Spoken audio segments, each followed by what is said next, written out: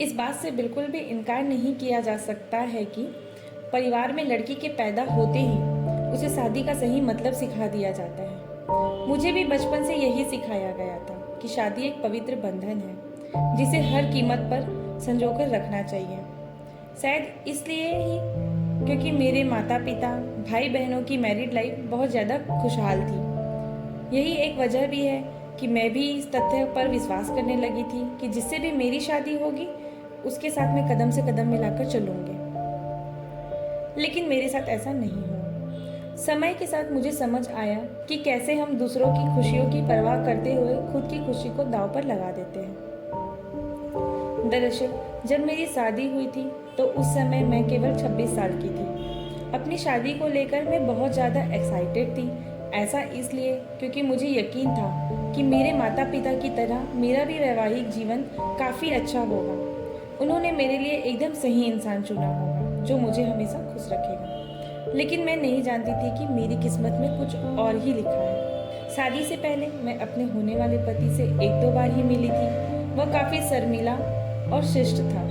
उसे देखकर मुझे यही लगा कि वह मेरे लिए एकदम परफेक्ट है। मैं अपने फैसले से काफ़ी ज़्यादा संतुष्ट थी। मेरे पिता ने भी मेरी शादी बहुत अच्छे से की थी। लेकिन शादी की पहली रात मेरे साथ कुछ ऐसा हुआ जिसने मेरी ज़िंदगी को बुरी तरह से हिलाकर रख दिया। सभी जानते हैं कि शादी की रात कितनी मायने रखती है। इस अनुभव को यादगार बनाने के लिए मैंने खुद को तैयार कर रखा था। मेरे पति अंदर आए, बैठे और मुश्किल से कुछ मिनट ही मुझसे बात की। उन्होंने यह कहकर बात खत्म कर दी कि वह थक गए हैं। मैंने भी यही सोचा कि शादी की रस्मों के कारण थकान हो गई होगी, इसलिए मैंने भी इस बात पे ज़्यादा रिएक्ट नहीं किया। मेरी शादी को एक सप्ताह बीत चुका था और मेरे पति ने मुझे अब तक छुआ नहीं था। मुझे कुछ अजीब सा लग रहा था, लेकिन मैं अपनी तरफ से पहल नहीं करना चाहती थी। ऐसा क्योंकि मैं भी बहुत शर्मीले स्वभाव की हूँ।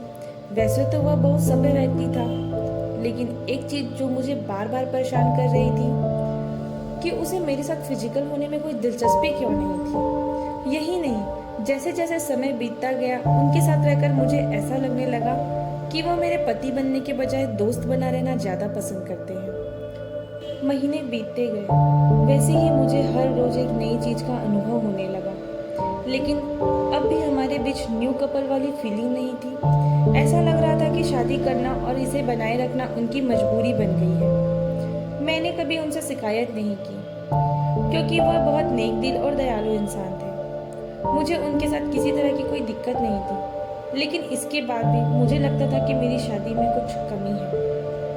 हमारी शादी को 1 साल बीत गया और हमारे बीच छोटी सी बात को लेकर झगड़ा हो गया, जो वास्तव में गंभीर लड़ाई में बदल गया। मेरे मन में गुस्सा था तो मैंने कह दिया कि मैं एक पति के लिए तरस रही हूँ जो मुझे कभी नहीं मिला। जैसे ही मैंने ये शब्द बोला, मेरे पति एकदम से चुप हो गए और बिस्तर के किनारे पर जाकर बैठ गए। मैंने जब उन्हें रोता हुआ देखा तो मैं चुप हो गई। मैं दंग रह गई। ऐसा इसलिए क्योंकि मैंने आज तक उन्हें मेरे सामने कभी इतना कमजोर नहीं देखा था। मैंने उन्हें परेशान देखकर दिलासा दिया।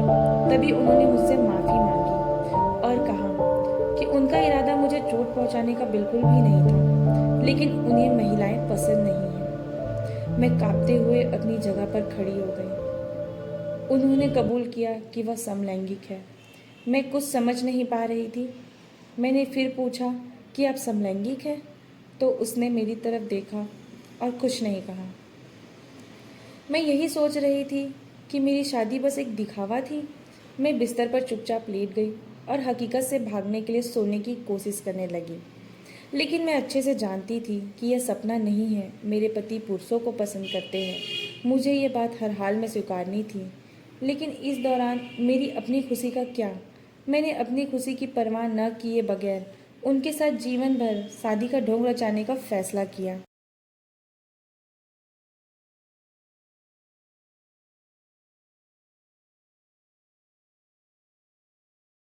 हालांकि मुझे धोखा देने के लिए उन्होंने मुझसे माफ़ी मांगी।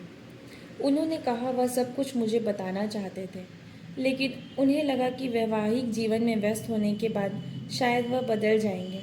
लेकिन ऐसा नहीं हुआ। हमने फैसला किया कि अब ऐसा नहीं चल सकता है। हमें किसी न किसी निष्कर्ष पर तो पहुंचना ही था। ऐसे में हमने तलाक की अर्जी दायर की, जिसकी वजह से हमारे परिवार के बीच संबंध खराब हो गए। लेकिन मेरे और मेरे पति के बीच दोस्त के रूप में रिश्ता बहुत मजबूत हो गया है। मैंने उन्हें समझा और उनकी भावना की कद्र की। वह चाहते थे कि मुझे ऐसा व्यक्ति मिले जिनके साथ मैं हमेशा खुश रहूं। हमारा यह कदम उन बंधनों को मुक्त करने के लिए ज़रूरी था जो हमें दुखी और अधूरी शादी में जोड़े रखना चाहते थे।